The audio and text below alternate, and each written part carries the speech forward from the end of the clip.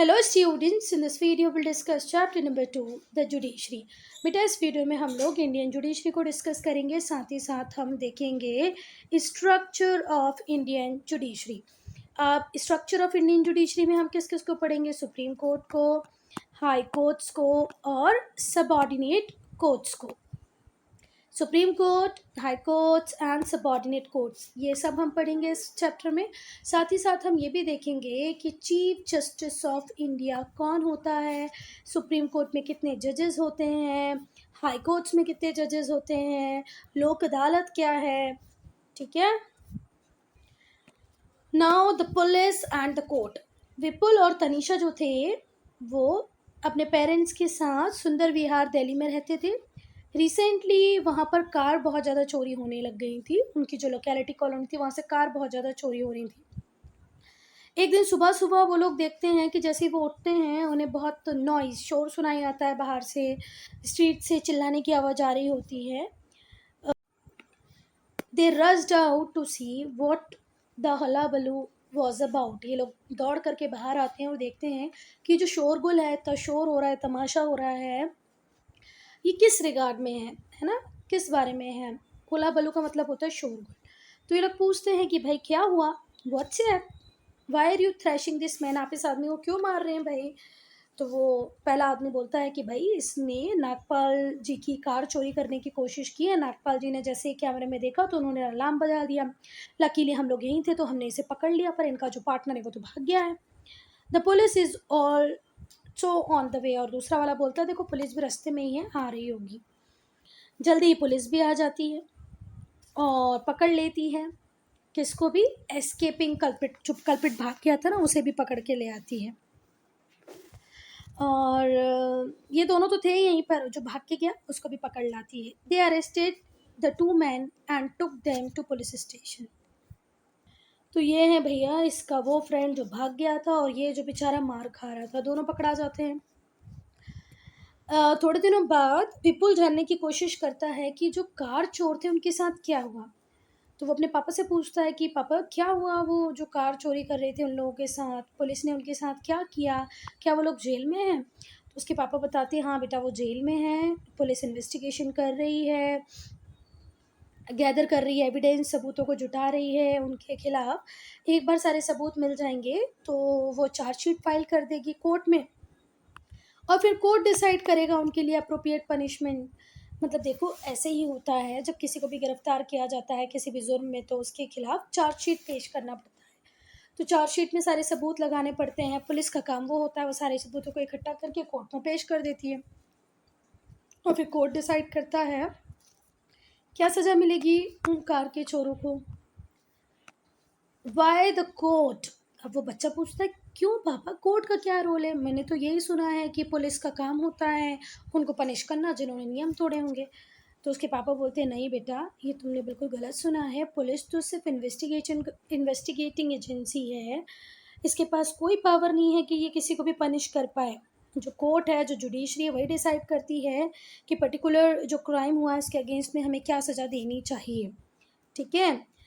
Judiciary that decide the action to be taken for the crime. एक particular crime के लिए कितनी punishment होगी, क्या करना है, ये कौन देखता है? कोर्ट देखता है। पुलिस का इससे कोई लेना देना नहीं होता। पुलिस तो सिर्फ जो सबूत होती है वो इकट्ठे करके कोर्ट में पेश कर देती है। वो बच्चा बड़ा हैरान कि भाई मुझे तो आज तक यही पता था कि पुलिस करती है सब कुछ। All accused must stand trial in the court before they convicted. हर व्यक्ति को कोर्ट में खड़ा होना पड़ता है, उसका ट्रायल होता है, उससे पूछा जाता है, वो अपने पक्ष को भी रख सकता है और जब उसका पूरा ट्रायल प्रॉपरली हो जाएगा फिर वर्डिक्ट आएगा और फिर उसे जेल में रख दिया जाएगा टू सर्व देयर टर्म। सिर्फ 10 साल की सज़ा होती है, 5 साल की होती है, 2 साल की होती है, वो उतना टाइम जेल में रहेगा। और अगर हो सकता है कि ये साबित हो जाए कि उस व्यक्ति ने वो क्राइम किया ही नहीं तो वो वापस अपने घर आ जाएगा, बरी हो जाएगा। Well that's interesting, would love to know more about the courts. और मुझे ये बहुत इंटरेस्टिंग लगा, अच्छा बोलता है, और मुझे और ज़्यादा जानना है कोर्ट के बारे में। अब ये तो थी कहानी बेटा, वो तो आप खुद भी पढ़ते हैं, मैं नहीं रीड करती तो भी आपको समझ में आ जाती है। अब हम आ जाते हैं Indian judiciary. Laws are pillar that support the functioning of democracy. Laws pillar हैं जो इंडियन डेमोक्रेसी को सपोर्ट करते हैं, इंडियन डेमोक्रेसीज की फंक्शनिंग को सपोर्ट करते हैं। कौन? Laws. But there are laws, there is also dissent. जब नियम होते हैं तो उनके ना मानने वाले भी होते हैं, कुछ लोग उनके विरोध में भी खड़े होते हैं, कुछ लॉज को तोड़ते भी हैं। अब ये जो वर्ड है डिसेंट, इसका मीनिंग होता है कि भाई हम इस बात से सहमति नहीं रखते हैं, ठीक है, हमें ये बात पसंद नहीं है। एक वर्ड में आप डिसएग्रीमेंट बोल सकते हो, ठीक है।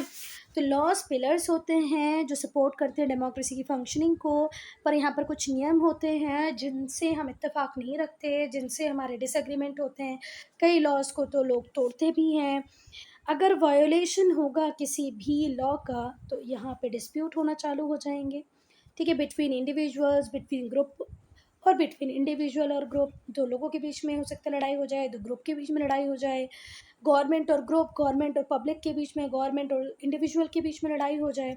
तो अगर ऐसा कभी हो जाए तो उन डिस्प्यूट्स को जो दो लोगों के बीच में हो रहे हैं, सरकार और लोगों के बीच में हो रहे हैं, एक व्यक्ति और सरकार के बीच में हो रहे हैं, उन्हें कैसे सॉल्व किया जाएगा। तो इसके लिए हमें सिस्टम ऑफ कोर्ट्स की रिक्वायरमेंट होती है। और ये जो सिस्टम ऑफ कोर्ट्स काम करते हैं साथ में मिलके, उन्हें ही हम क्या कहते हैं? Judiciary. We need a system of court that is collectively known as judiciary. Judiciary interpret करती है लॉज को मेड बाय द लेजिस्लेचर। देखो, जुडिशरी का काम होता है कि वो लॉज जो लेजिस्लेचर ने बनाए हैं उनका इंटरप्रिटेशन करे, उन्हें इंटरप्रेट करके ये बताए कि वो सोसाइटी के लिए अच्छे हैं या नहीं हैं। साथ ही साथ सेफगार्ड प्रोवाइड करें हमारे फंडामेंटल राइट्स को, और उन लोगों को पनिश करे जो लॉ ब्रेकर्स हैं, जो नियमों को तोड़ते हैं। अब हम बात करेंगे स्ट्रक्चर की। तो जो हमारा कॉन्स्टिट्यूशन है वो इंटीग्रेटेड जुडिशल सिस्टम की बात करता है। टियर्ड सिस्टम है, ट्रायल कोर्ट्स का टियर्ड सिस्टम है। सुप्रीम कोर्ट, अपेक्स कोर्ट है। जुडिशरी का, इंडियन जुडिशरी में जो अपेक्स कोर्ट है वो सुप्रीम कोर्ट है। उसके बाद आते हैं हाई कोर्ट, और उसके बाद आते हैं लोअर कोर्ट, ठीक है बात। तो जो सुप्रीम कोर्ट है वो अपेक्स है जुडिशरी का, with high courts below it supervising the lower court. High court का काम है लोअर कोर्ट्स को सुपरवाइज करना। जो कोर्ट ऑफ लॉ है प्रिसाइडेड ओवर बाय द जजेस। जो कोर्ट ऑफ लॉ है उन्हें कौन प्रिसाइड करते हैं? जजेस, जो डिस्प्यूट्स को सेटल करते हैं, जो कि इंडिविजुअल्स के बीच में है, ऑर्गेनाइजेशंस के बीच में है, गवर्नमेंट के बीच में है। जो सुप्रीम कोर्ट है वो सबसे अपेक्स कोर्ट है। उसके बाद होते हैं हाई कोर्ट्स। हमारी कंट्री में 25 हाई कोर्ट्स हैं, और उसके नीचे होते हैं डिस्ट्रिक्ट कोर्ट या सबॉर्डिनेट कोर्ट्स। बहुत सारे डिस्ट्रिक्ट और सबॉर्डिनेट्स कोर्ट इंडिया में हैं, पर 25 हाई कोर्ट्स हैं और एक सुप्रीम कोर्ट है जो कि न्यू दिल्ली में सिचुएटेड है। जो सुप्रीम कोर्ट के डिसीजन होते हैं वो सारे कोर्ट्स को मानने पड़ते हैं। लोअर कोर्ट से जो केसेस हैं वो हाई कोर्ट, सुप्रीम कोर्ट में आ सकते हैं। Can move cases from lower court to itself.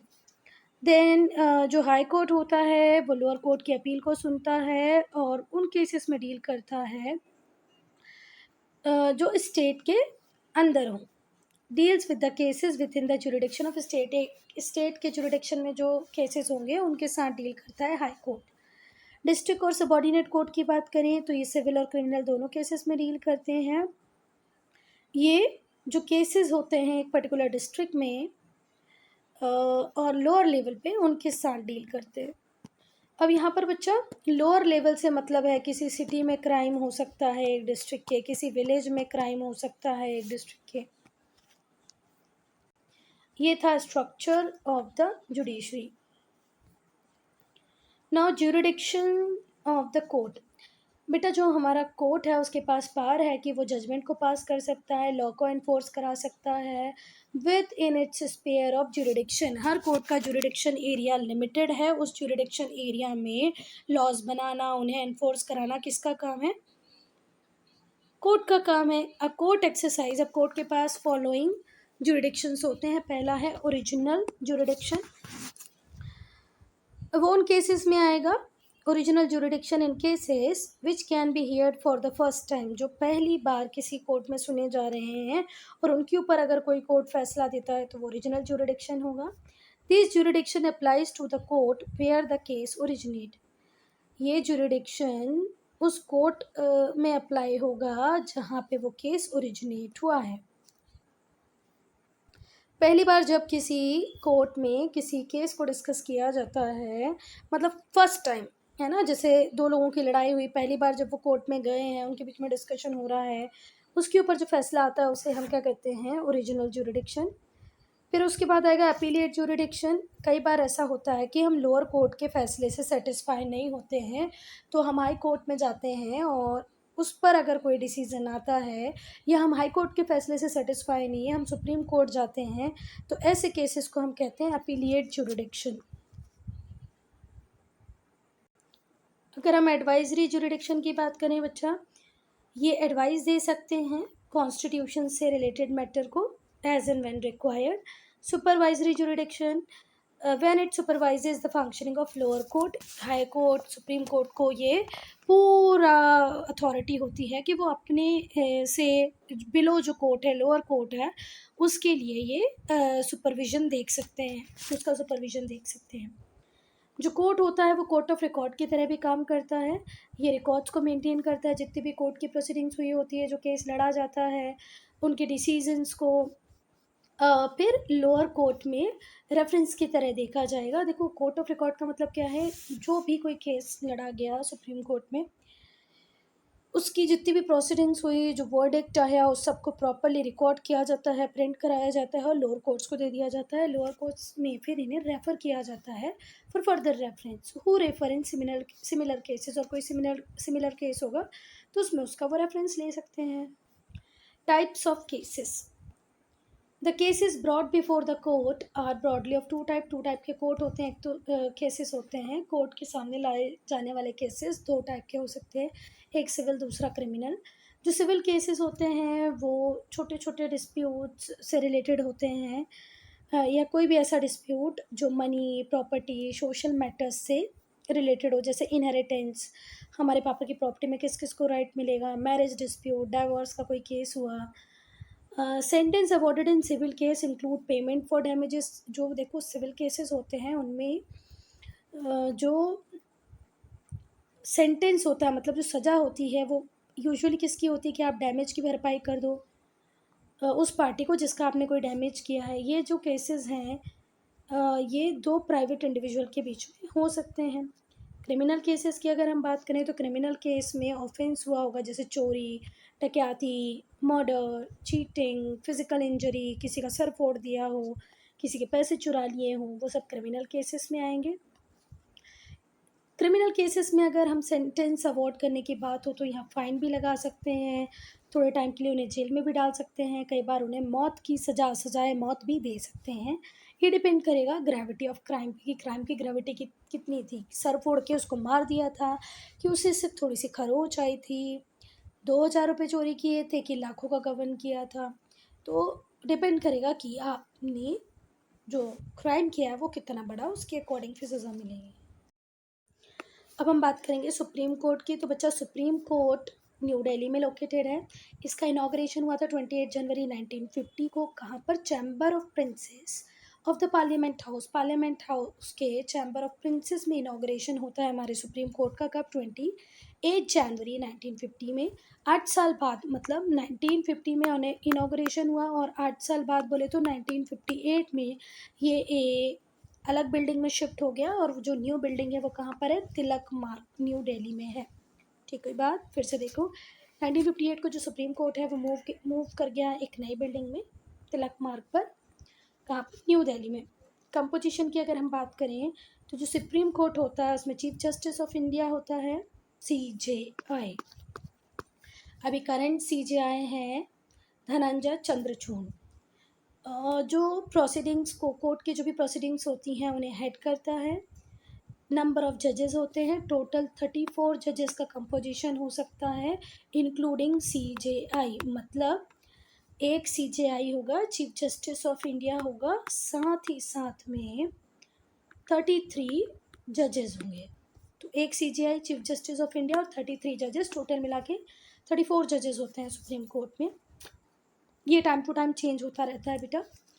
The the number of जजेस of supreme court of India are stately increase in 1950। हमने क्या बोला कि टाइम टू टाइम इसमें चेंज होता रहता है। 1950 1950 से कंटिन्यू चेंज आता गया है इनके नंबर में। 2019 में जो टोटल नंबर ऑफ जजेस हैं सुप्रीम कोर्ट के वो इंक्रीज होकर कितने हो गए 34, including chief justice of India. CJI को मिला के अभी 34 जजेस हैं हमारे सुप्रीम कोर्ट। अपॉइंटमेंट और क्वालिफिकेशन की बात करेंगे जजेस की, तो जो चीफ जस्टिस ऑफ इंडिया है उसे अपॉइंट करते हैं president. Chief justice of India को अपॉइंट कौन करते हैं? प्रेसिडेंट। करंट प्रेसिडेंट है द्रौपदी मुर्मू और current CJI chief justice of India है धनंजय चंद्रचूड़। जो दूसरे जजेस होते हैं सुप्रीम कोर्ट के उन्हें भी प्रेसिडेंट ही अपॉइंट करते हैं, पर किससे कंसल्ट करने के बाद? चीफ जस्टिस ऑफ इंडिया से कंसल्ट करने के बाद। अगर आपको सुप्रीम कोर्ट का जज बनना है तो आपके पास क्या क्या क्वालिफिकेशन होना चाहिए? पहला क्वालिफिकेशन, आप इंडिया के सिटीजन हो।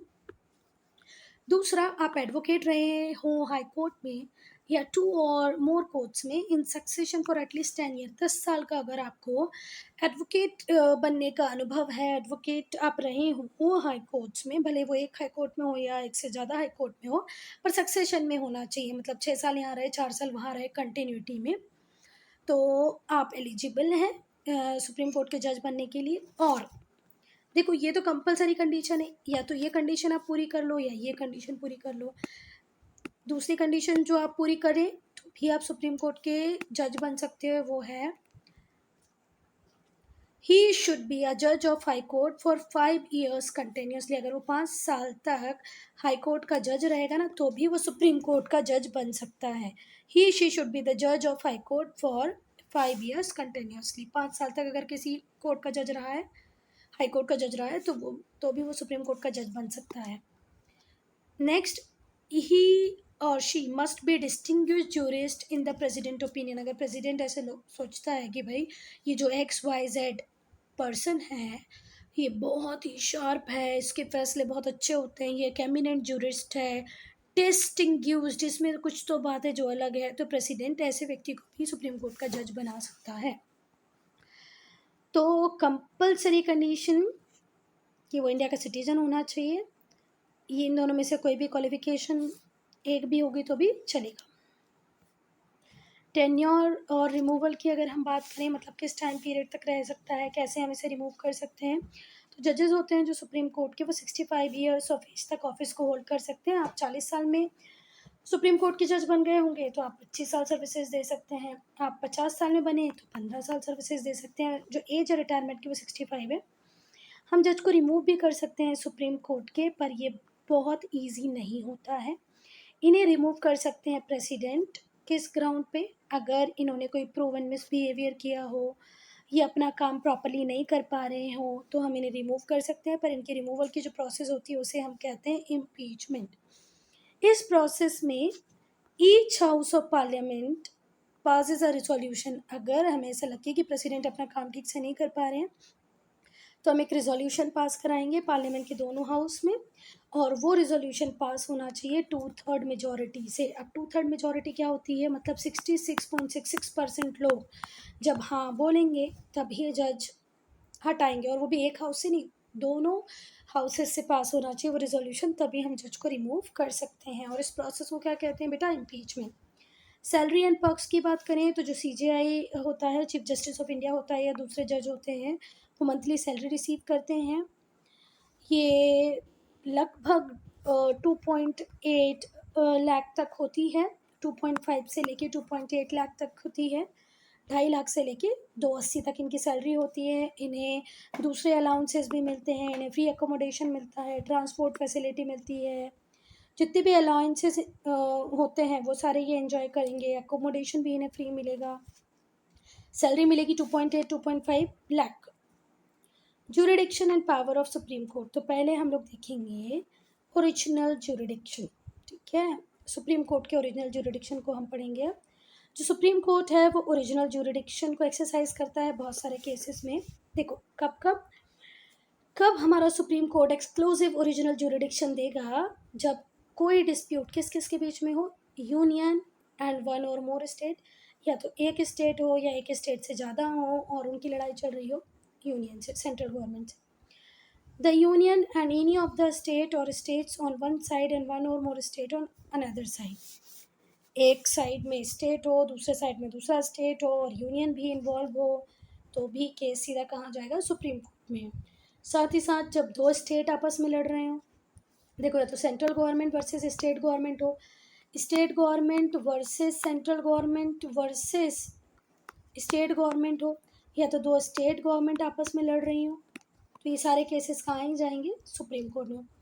अगर कोई individual, in case an individual और द गवर्नमेंट, अगर किसी केस में कोई इंडिविजुअल या गवर्नमेंट कॉन्स्टिट्यूशन को वायलेट करता है तो सुप्रीम कोर्ट स्टेप ले सकता है, as it is responsible for upholding safeguard the constitution of the country. हमारे सुप्रीम कोर्ट के को ये रिस्पॉन्सिबिलिटी दी गई है कि वो सेफ गार्ड करेगा हमारे कॉन्स्टिट्यूशन को, इंडियन सिटीजन के फंडामेंटल राइट को प्रोटेक्ट करेगा। तो सुप्रीम कोर्ट को जब भी ऐसा लगेगा कि भाई कोई इंडिविजुअल या गवर्नमेंट किसी फंडामेंटल राइट को वायलेट कर रहे हैं या कॉन्स्टिट्यूशन को वायलेट कर रहे हैं, तो वो तुरंत ही कोई ना कोई डिसीज़न लेगा, क्योंकि इसको गार्जियन बनाया है इंडियन कॉन्स्टिट्यूशन का। जो सुप्रीम कोर्ट होगा वो अपने ओरिजिनल ज्यूरिडिक्शन को एक्सरसाइज कर सकता है उन सारे केसेस में जहाँ पर फंडामेंटल राइट्स किसी इंडिविजुअल के वायलेट में हो। कॉन्स्टिट्यूशन का वायलेशन होगा तो भी सुप्रीम कोर्ट आएगा, फंडामेंटल राइट का वायलेशन होगा तो भी सुप्रीम कोर्ट आएगा। तो ये रिट्स इशू कर सकता है। रिट्स क्या होते हैं, ऑर्डर्स होते हैं फॉर डूइंग और नॉट डूइंग द थिंग। आपको किसी काम को करने के लिए या किसी काम को ना करने के लिए supreme court, high court order दे सकते हैं। अब यहाँ पर हम सुप्रीम कोर्ट के जुरिडिक्शन को पढ़ रहे हैं, पार्ट्स को पढ़ रहे हैं, तो यहाँ पर आप सुप्रीम कोर्ट लिखो कि रिट इशू कर सकता है सुप्रीम कोर्ट। रिट क्या होता है, an order consisting to do something और नॉट टू डू समथिंग। और ये क्यों होता है, for the enforcement of fundamental right. अगर सुप्रीम कोर्ट को ये लगे कि भाई कोई इंडिविजुअल है जो किसी दूसरे व्यक्ति के फंडामेंटल राइट को वायलेट कर रहा है, तो रिट इशू कर देगा कि भाई आप ऐसा मत करो, और एनफोर्स करेगा फंडामेंटल राइट्स को। ये जो रिट्स होती हैं ये हैबियस कॉर्पस है, मैंडेमस है, प्रोहिबिशन है, सर्टिरोरिया है और क्वा वारंटो है। इनके नाम जरा सुनो ध्यान से, हेबियस कॉर्पस, मैंडेमस, प्रोहिबिशन, सर्टियोररी और क्वा वारंटो। और बेटा ये वर्ड बहुत अजीब से लग रहे होंगे ना आपको, क्वा वारंटो, हेबियस कॉर्पस, मैंडेमस। तो ये इसलिए आपको अजीब लग रहे हैं क्योंकि ये लैटिन लैंग्वेज के वर्ड हैं। कौन सी लैंग्वेज के, लैटिन लैंग्वेज के वर्ड हैं, जिसे आज हम डेड लैंग्वेज बोलते हैं, क्योंकि इसके स्पीकर अब है ही नहीं है, जो थोड़े बहुत हैं वो बहुत कम है। अब हम देखेंगे अपीलिएट ज्यूरिडिक्शन। तो जब अपीलिएट ज्यूरिडिक्शन की बात होती है तो जो सुप्रीम कोर्ट होता है वो उन अपील्स को सुनता है जो कहीं ना कहीं स्टेट हाई कोर्ट्स के अगेंस्ट में हो या अदर कोर्ट्स के अगेंस्ट में हो, ठीक है। तो अंडर अपीलिएट ज्यूरिडिक्शन में जो हमारा सुप्रीम कोर्ट होता है वो अपील्स को सुनता है against decision made by state high courts and other courts. जो सुप्रीम कोर्ट होता है उसके पास पावर होती है कि वो रिव्यू करेगा हाई कोर्ट्स के डिसीजंस को, उन्हें अल्टर भी कर सकता है जो डिसीजंस ऑलरेडी हाई कोर्ट्स ने लिए हैं या किसी और कोर्ट ने लिए हैं। तो भाई अगर हमारा सुप्रीम कोर्ट चाहे तो ये हाई कोर्ट के डिसीजंस को चेंज कर सकता है और उन अपील्स को सुन सकता है जो हाई कोर्ट के अगेंस्ट में हुई हैं, और इसी को हम कहते हैं अपीलिएट ज्यूरिडिक्शन। अपीलिएट से पता चल रहा है मतलब कहीं ना कहीं अपील हुई है। एडवाइजरी ज्यूरिडिक्शन, तो जो हमारा सुप्रीम कोर्ट है उसके पास एडवाइजरी ज्यूरिडिक्शन पावर भी है, वो उसको भी एक्सरसाइज कर सकता है। जब प्रेसिडेंट कोई एडवाइस मांगे किसी कॉन्स्टिट्यूशनल इशू पे तो हमारे सुप्रीम कोर्ट के जजेस को देना पड़ेगा, ठीक है बात। सुप्रीम कोर्ट के जजेस को एज एंड व्हेन रिक्वायर्ड अगर प्रेसिडेंट कोई एडवाइस मांगते हैं तो वो देना पड़ेगा। अगर president of India desires to obtain the opinion of Supreme Court on a question of law or fact which is of public importance, अगर हमारे प्रेसिडेंट को ऐसा लगता है कि ये मैटर पब्लिक इम्पोर्टेंस का है, ये क्वेश्चन ऑफ लॉ की बात करता है, तो वो सुप्रीम कोर्ट के पास जा सकते हैं और उनसे एडवाइस ले सकते हैं। फिर से ध्यान से सुनो ज़रा, अगर प्रेसिडेंट ऑफ इंडिया को डिज़ायर लगे कि भाई मुझे ओपिनियन ले लेना चाहिए किससे, सुप्रीम कोर्ट से, on the question of law और फैक्ट, वो लॉ वो फैक्ट जो पब्लिक इम्पोर्टेंस का है, तो ऐसा हमारे सुप्रीम कोर्ट कर सकते हैं, वो उन्हें एडवाइस देंगे, किसको, प्रेसिडेंट को, अगर प्रेसिडेंट को एडवाइस चाहिए होगी तो। पर the opinion of supreme court is not binding the president. जो सुप्रीम कोर्ट ने जो भी डिसीजन दिया होगा, जो भी एडवाइस दी होगी प्रेसिडेंट को, प्रेसिडेंट उससे बाइंड नहीं करेगा बेटा। The opinion of supreme court is not binding on the president. President को अच्छा लगेगा तो वो उनके ओपिनियन को मानेगा, और नहीं लगेगा तो नहीं सुनेंगे। प्रेसिडेंट को बाइंड नहीं कर सकते सुप्रीम कोर्ट के एडवाइस। सुपरवाइजरी पावर, सुपरवाइजरी नाम से ही पता चल रहा है कि सुपरविजन की बात हो रही होगी। तो सुपरवाइजरी जुरिडिक्शन के अंदर जो हमारे सुप्रीम कोर्ट होते हैं, वो जितने भी लोअर कोर्ट्स होते हैं, हाई कोर्ट्स होते हैं, उन सब की फंक्शनिंग को सुपरवाइज कर सकते हैं, whether they are following the procedure और नॉट। हर कोर्ट में प्रॉपर प्रोसीजर को फॉलो किया जा रहा है कि नहीं किया जा रहा है, ये देखना किसका काम है, सुप्रीम कोर्ट का। पावर ऑफ जुडिशियल रिव्यू, जो सुप्रीम कोर्ट होता है उसके पास पावर होती है जुडिशियल रिव्यू की। ये रिव्यू कर सकता है लेजिस्लेचर और एग्जीक्यूटिव के किसी भी एक्ट को। अगर लेजिस्लेचर कुछ गलत करेगा, कोई एग्जीक्यूटिव कुछ गलत करेंगे, तो उनको भी रिव्यू कर सकता है हमारा सुप्रीम कोर्ट। सुप्रीम कोर्ट के पास जुडिशियल पावर है। सुप्रीम कोर्ट डिक्लेयर कर सकता है एन एक्ट ऑफ लेजिस्लेचर और एग्जीक्यूटिव एज अनकॉन्स्टिट्यूशनल। हमारे सुप्रीम कोर्ट के पास इतनी पावर है कि वो लेजिस्लेचर या एग्जीक्यूटिव के किसी काम को, किसी एक्ट को अनकॉन्स्टिट्यूशनल बता सकते हैं, अगर उन्हें लगे कि भैया इससे जो कॉन्स्टिट्यूशन का बेसिक नेचर है वो वायलेट हो रहा है। तो अगर सुप्रीम कोर्ट को लगता है कि लेजिस्लेचर कोई एक्ट है लेजिस्लेचर का, एग्जीक्यूटिव का, ये अनकॉन्स्टिट्यूशनल है, ये कॉन्स्टिट्यूशन के बेसिक स्ट्रक्चर को वायलेट कर रहा है, नुकसान पहुंचा रहा है, तो वो उस एक्ट को इलीगल डिक्लेयर कर सकते हैं, है ना, उसके ऊपर जुडिशियल रिव्यू देख सकते हैं, उसे अनकॉन्स्टिट्यूशनल, असंवैधानिक घोषित कर सकते हैं। अनकॉन्स्टिट्यूशनल का मीनिंग क्या होता है? असंवैधानिक। आप हिंदी न्यूज़ सुनोगे ना तो ये वर्ड आपको बार बार सुनाई आएगा, असंवैधानिक। नाउ कोर्ट ऑफ रिकॉर्ड, तो बच्चा जो सुप्रीम कोर्ट होता है उसे कोर्ट ऑफ रिकॉर्ड भी कहते हैं, क्योंकि सुप्रीम कोर्ट की जितनी भी प्रोसीडिंग्स होती हैं, जितने भी केसेस वो हैंडल करता है सुप्रीम कोर्ट का जज, तो जो जजमेंट पास होता है उन्हें रिकॉर्ड किया जाता है फर्दर रेफरेंसेस के लिए। और ये जो जजमेंट्स होते हैं ये लोअर कोर्ट्स यूज़ करती हैं for deciding similar cases in future. बेटा आप लोग अगर किसी लॉयर के कैबिन में जाएंगे तो आप लोग देखेंगे बहुत सारी बुक्स रखी होती हैं, तो वो बुक्स क्या होती हैं? वो सुप्रीम कोर्ट के जजमेंट्स ही होते हैं। No decision of the supreme court can be challenged in any court in India. India के किसी भी कोर्ट में सुप्रीम कोर्ट के जजमेंट को आप चैलेंज नहीं कर सकते, ये फाइनल अथॉरिटी है। So student, I am ending this video here only. If you have any doubt, any problem, to write in comment section. We'll discuss checkpoint in separate video. We'll start part 2 with high courts.